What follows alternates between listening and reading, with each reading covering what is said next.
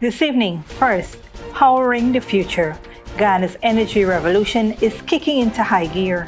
A second phase of the gas-to-energy project is on the horizon, promising more reliable power, cheaper bills, and new opportunities for industries and jobs.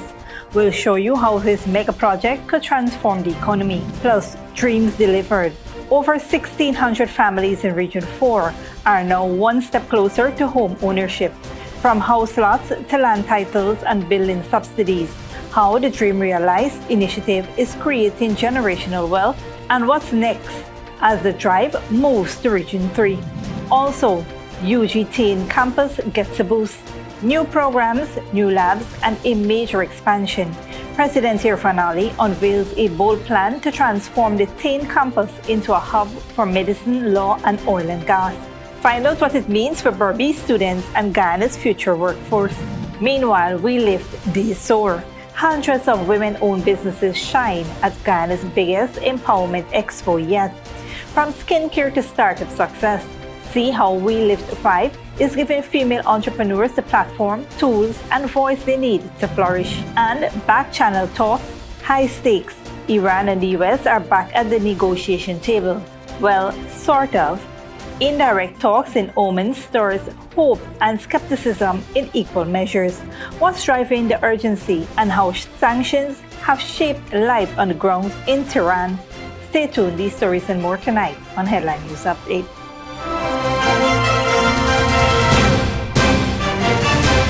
Welcome to this broadcast of Channel 2's Headline News Update for April 14, 2025. I am Berbice. Thank you for joining us. First up, Ghana is getting ready to expand its massive gas-to-energy project with a second phase that promises more power, fewer blackouts, and a boost to local industries. This next phase includes building a new power plant that will add another 300 megawatts to the country's electricity supply, doubling the amount from phase 1 and making power more stable and reliable.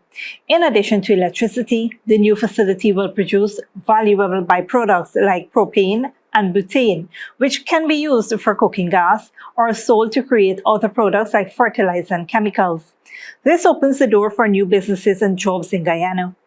The gas used will come from ExxonMobil's oil field offshore, flowing through the same pipelines already set for phase 1. Together, the two phases will use full capacity of this pipeline. The new power plant will also reduce the need to import expensive fuel, helping protect Guyana from price spikes and shortages. Importantly, the government will own the plant after 20 years, even though private companies are helping to build and operate it now. This setup encourages investment while making sure the country benefits in the long run. According to Vice President Berbice, Phase 2 could be completed in just 2 years. Several international and local companies have already submitted bids for the job. This project means cheaper, cleaner energy, more jobs, and a stronger economy for Guyana. In other news, President Dr. Irfaan Ali has announced significant plans to expand the University of Guyana's Tain Campus in Region 6, aiming to provide more educational opportunities for students in Berbice. Speaking at a community meeting at Port Morant on Saturday, President Ali said the government will invest in new programs at the campus, including medical sciences, pharmacy, dentistry, engineering, law, and oil and gas. He emphasized the government's commitment to building the necessary infrastructure, including laboratories, to support the new academic offerings. I've been speaking extensively about the prosperous and bright future that lies ahead of us here in Berbice. Let us not take that future for granted. The development that is taking place at the Port Morant ground. And this, just imagine, Port Morant is going to be the technical training hub of Guyana and the Caribbean. Not only are we developing the National Technical Training Center and the Tourism and Hospitality Institute that will train every single person who will enter the tourism and hospitality industry. Over 6,000 we have to train in the next 3 years, and you will have that. We'll have the nursing school, and I've already asked that a committee be established to look immediately, because we will make the investment. If we have to put in the labs, we'll put in the labs. We want medical science, pharmacy, dentistry, engineering, law, and oil and gas courses to be offered here at this campus and here in Berbice. The move includes the development of nursing schools and a hospitality and tourism training institute to meet the demands of growing industries. The president encouraged young people to take full advantage of the expanding opportunities and urged them to consider careers in the Guyana Police Force, Fire Service, and Defense Force. That every child in this region can aspire to be the best they want to be, whether in nursing aid. And you also have to encourage your children. All the children with at least 3 subjects CXC, get them in the nursing program. They will get a stipend whilst they're trained. They will get a guaranteed job afterwards, and they will have a strong, resilient future ahead of them. The starting salary now for a nurse is almost $170,000 as I speak to you today. Get your children registered in the Guyana Police Force, in the Guyana Fire Service, in the Army, in the Police Force now. Very soon, the starting salary of a constable will almost be more than the starting salary at the teller at the bank. The announcement comes during President Ali's 2-day outreach in East Berbice Quarantine, where he engaged directly with residents to hear their concerns and share government plans for regional development.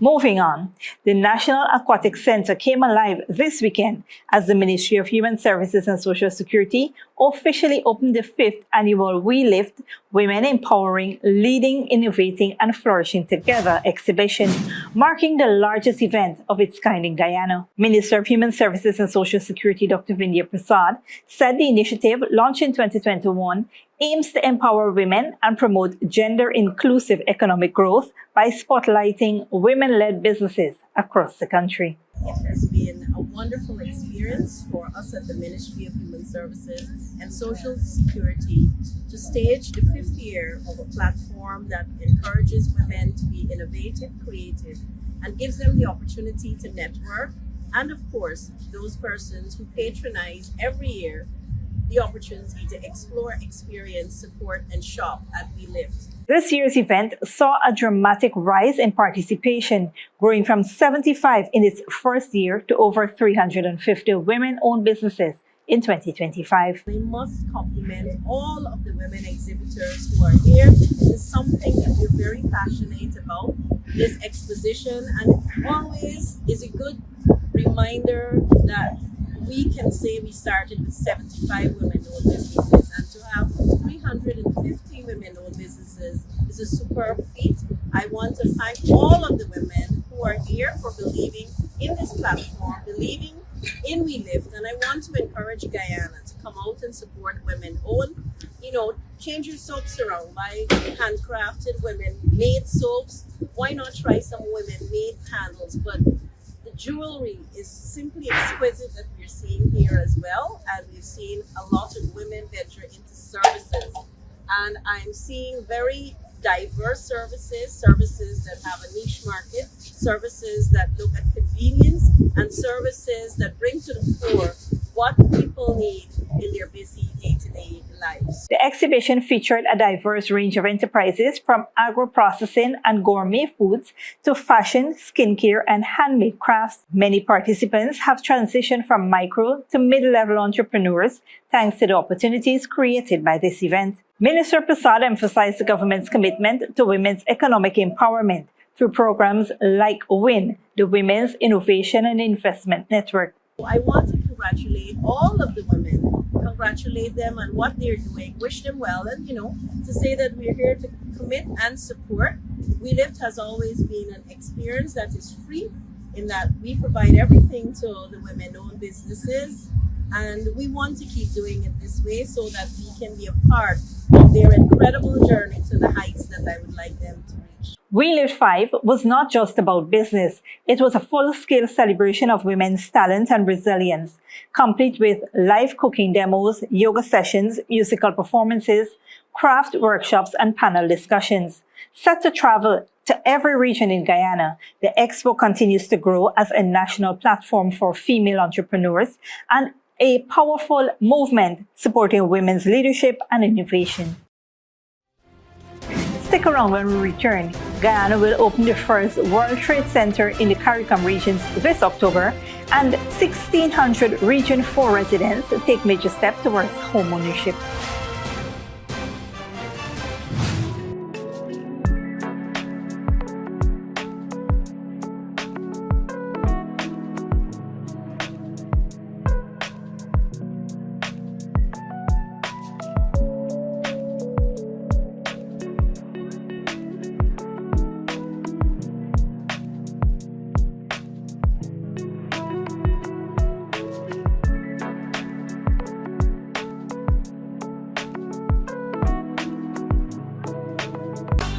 Sneakily with a gift of sight from Modern Optical Services. Let our professional team examine and prescribe what's best for your eyes. Common smiles make fashionable faces. See us for a full line of optical services, including brand name and prescription eyewear.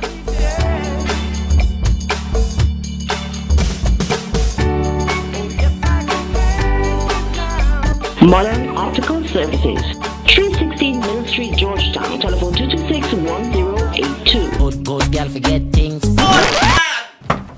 What's the problem, Granny? I want money for borrow for those surgery. I was dancing and I fall and fracture my hip. If you need some quick money, you should check Lender's Jewelry and Pawn Shop. Lender's Jewelry and Pawn Shop, Lot 238 South Road Border, Georgetown. Get jewelry made to order in just 72 hours. We also accept vehicles. Lender's, best rates, longest payback period. Boys, I get through. Plus, I could dance again.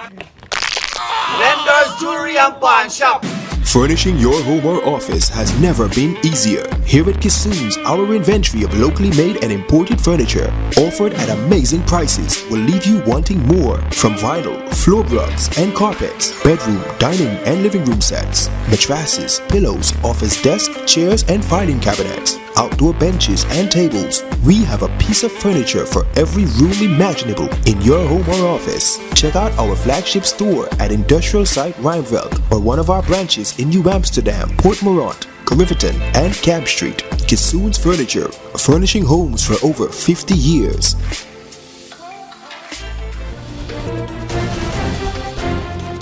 Welcome back. Guyana is set to officially open its first World Trade Center in October of this year, marking a significant milestone in the country's growing role in global commerce. Chief Executive Chairman Komal Samaru made the announcement during an invitation to delegates at the World Trade Center Association's 55th General Assembly and Global Business Forum. Located at High Street, Kingston, Georgetown, the facility will be the first and only World Trade Center in the CARICOM region. In a press release, World Trade Center Georgetown said the launch aligns with Guyana's rapid economic growth fueled by its booming energy sector, infrastructure expansion, and strong investment climate. The center aims to promote international trade and position Guyana and the wider Caribbean as a strategic player in global business. The grand opening comes just ahead of the World Trade Center Association Members Forum in New York City on October 28. Organizers says this timing is strategic, allowing global delegates to visit Georgetown before heading to the U.S. event. And in related development news, local company Rhyme Airways has teamed up with international partners to launch Duke Tower, a 22-story luxury residential building on Duke Street, Kingston. The tower will house 131 units, including 89 condominiums, and feature amenities such as pool, fitness center, sauna, and modern lobby, blending leisure and business in the heart of the city. The World Trade Center Georgetown and Duke Tower represents a new chapter in Guyana's transformation into a regional hub for trade, investment, and high-end urban living. On a different note, a total of 1,600 individuals in Region 4 are now closer to owning their own homes following a two-day Dream Realized housing outreach hosted by the Ministry of Housing and Water on April 11th and 12th at the Arthur Chung Conference Center. House lots were allocated at Success, Chatumargo, Le Reservoir, and Felicity Phase 2 along the East Coast Corridor. Minister Colin Crowell and Susan Rodriguez led the exercise, highlighting the government's commitment to fast-tracking home ownership. Minister Crowell confirmed that allottees can access their lands before year-end as infrastructure works are underway. Where are you being allocated today? Is part of a new development that therefore sees, in keeping with our commitment, that will see you being able to access your land before the end of 2025. The major change in all of that is that prior allocations that were done in the particular year, the beneficiaries only saw their land until maybe the end of the following year. Why? Because the resources that are required to develop those lands, they form part of the collective of the budgetary allocations that will be made in the following year. So, for example, those persons who were allocated in 2024, by and large, have not seen their land as yet. Some have started, and within the next few months, the others will start seeing them. But you now, in 2025, and all other allottees across the length and breadth of our country will be seeing their land by the end of 2025. And that is why we are putting this in writing, so you will understand our commitment. And as Minister Rodriguez said, our commitment that we make to you, it's a bond, and we keep those and we go beyond that. So in writing, when you're allocated, we're indicating to you that you will be able to see and access your land by 2025, because the end of 2025, because the infrastructure work will be completed. The housing schemes will feature roads, green spaces, and recreational facilities. Since 2020, 86 new housing areas have been developed across the country, including 37 in Region 4, where over 9,000 acres have been prepared for 25,000 house lots. Minister Rodriguez noted the initiative provides shelter and creates generational wealth, with over 500 land titles distributed during the outreach. These legal documents allow residents to access financing for construction. Additionally, 70 homeowners benefit from the government's steel and cement subsidy, easing the financial burdens of building homes valued up to $25 million. The outreach marks another significant step in addressing the housing demand in Region 4. Today, the Central Housing and Planning Authority Dream Realized Housing Drive 2025 went to Region 3 to address the backlog of pending applications in that region, where over 1,000 house lots were allocated. Don't go away after the break. CARICOM condemns threats by armed gangs in Haiti, urges global support, and Broadway's price surge. Can theatre survive the cost of living crisis? Furnishing your home or office has never been easier. Here at Kissoon's, our inventory of locally made and imported furniture, offered at amazing prices, will leave you wanting more. From vinyl, floor rugs and carpets, bedroom, dining and living room sets, mattresses, pillows, office desk, chairs and filing cabinets, outdoor benches and tables. We have a piece of furniture for every room imaginable in your home or office. Check out our flagship store at Industrial Site Rijnveld or one of our branches in New Amsterdam, Port Morant, Riverton and Camp Street. Kissoon's Furniture, furnishing homes for over 50 years. Sneakily with a gift of sight from Modern Optical Services. Let our professional team examine and prescribe what's best for your eyes. Common smiles make fashionable faces. See us for a full line of optical services, including brand name and prescription eyewear.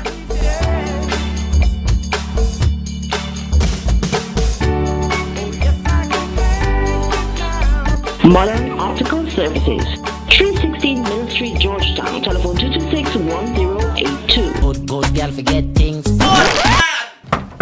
Who's the problem, Granny? I want money for borrow for those surgery. I was dancing and I fall and fracture my hip. If you need some quick money, you should check Lender's Jewelry and Pawn Shop. Lender's Jewelry and Pawn Shop, lot 238 South Road Border, Georgetown. Get jewelry made to order in just 72 hours. We also accept vehicles. Lenders, best rates, longest payback period. Boys, I get through. Plus, I could dance again. Lender's Jewelry and Pawn Shop.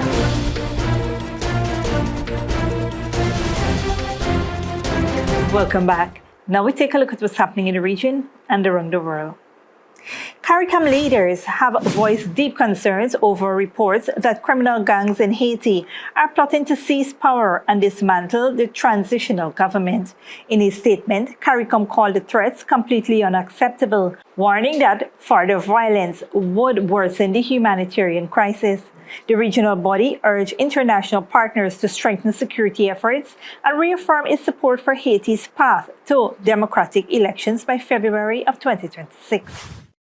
Civilian casualties in Ukraine have risen sharply in recent months, with UN figures showing a 50% increase in March alone as Russian attacks intensify. Al Jazeera's Alex Gatapoulos reports. The last few months have been particularly violent for civilians in Ukraine. Since US President Donald Trump took office, the death toll has been steadily rising. According to the UN, February saw 129 killed and 588 people injured, and then a 50% jump for March, as Russian attacks killed at least 164 people, injuring 910. This is a sharp rise in civilian deaths when compared to the same time a year ago, and the attacks haven't stopped. April 4th saw at least 18 people killed, including children, when a ballistic missile hit a playground in President Zelensky's hometown of Kryvyi Rih. Sunday's attack on the northeast city of Sumy killed at least 34 people and injured more than 100 as 2 missiles struck the city. President Trump spoke about the attack on board Air Force One. I think it was terrible, and I was told they made a mistake, but I think it's a horrible thing. I think the whole war is a horrible thing. But the Russian ballistic missiles used to target civilian populations are sophisticated, with large warheads, and are highly accurate. While missile attacks like these pose a grave threat, most of the civilians killed have been by first-person drones, or FPVs. These armed drones, equipped with high-resolution cameras, have been guided onto civilian targets before the human operator chooses to detonate the warhead or not. More than 70% of Ukrainian civilians have been killed this way, a huge jump from last year. Alex Katopoulos, Al Jazeera. Iran and the US have resumed direct talks in Oman, with attention high in Tehran. Years of sanctions have severely impacted daily life, and many citizens view the negotiation through an economic lens. Public opinion is divided, some hopeful for peace and stability, others skeptical due to decades of mistrust. Al Jazeera's Tawhid Asadi reports. Iran and the US are talking once again, even if it's through mediators. And as the diplomats sat down for discussions in Oman, many here in Tehran have been paying close attention to see what will come out of it. A vibrant nation suffering from years of sanctions which have made life difficult for millions of citizens. Their sentiments, a mixture of different feelings. Their expectations, mostly economic. What I see now in society or among my friends is that the negotiations are being viewed positively. Before these negotiations, Western media were saying that Iran was seeking a nuclear bomb, and the negotiations now could defuse this. This 40-year-old hostility cannot end overnight, so I think it will not come to fruition because the Americans are dishonest and deceitful. It is true that both sides have a will to advance the negotiations, but this will is not enough to remove the mistrust. The negotiations have gone well so far. If they continue like this, they'll have a good result. One of them could be the decline in the price of the dollar. I hope the two sides move towards peace and friendship because it's less harmful for us. For example, the risk of war would decrease. These diverse perspectives from Tehran highlight the complex emotions surrounding the negotiations, which are focused on Iran's nuclear program. Seeing Trump's past actions, the Iranian society was not initially optimistic that an agreement would be reached. When the first positive pulses came out, we saw the dollar exchange rate and gold price take a downward trend. It shows that the Iranian society follows the news of the negotiations closely, and when the hope for an agreement rises, it is accompanied by many emotional responses. Iranian and American officials say their talks in Oman were positive and constructive and have agreed to meet again next week. With the talks on the way, the stakes remain high, not just for the diplomats at the table, but for the millions of Iranians whose lives are shaped by these decisions. Hope, concern, uncertainty, and mistrust all linger in the air. The outcome of these discussions will affect everyone here, leaving many to wonder what comes next. Toid Asadi, Al Jazeera, Tehran.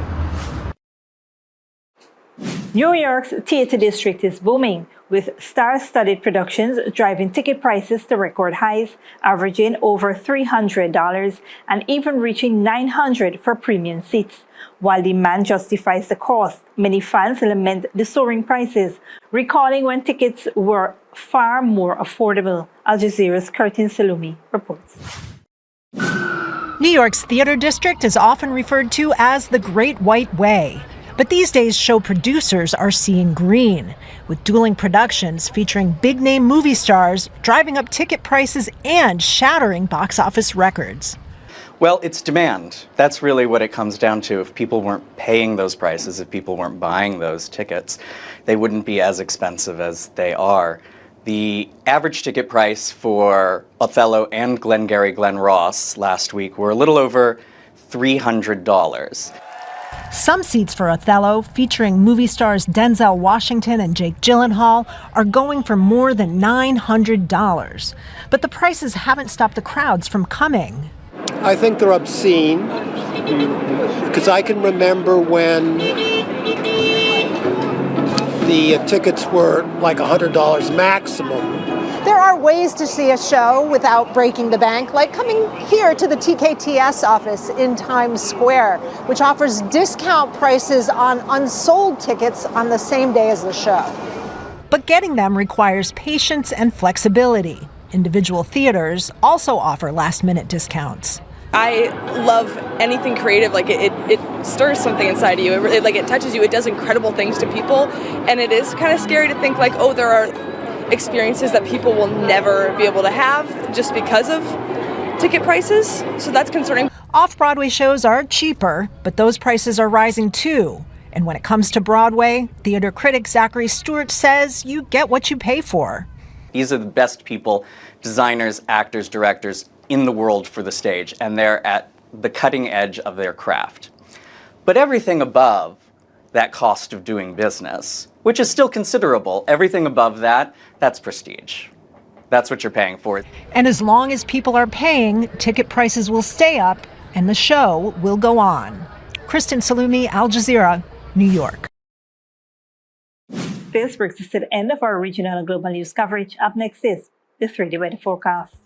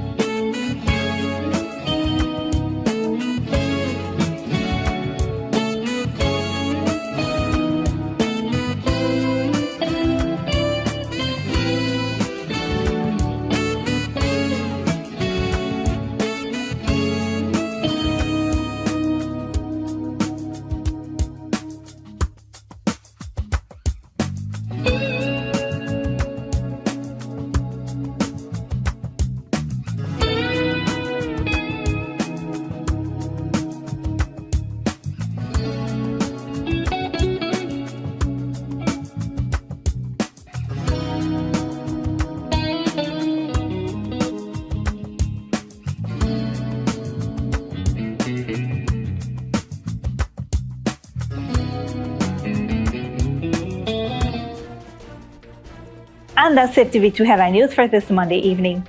As we take our leave, we invite you to follow us on Facebook and YouTube. You can tune in tomorrow at 6:30 a.m. for a rebroadcast and at 7 p.m. for more news.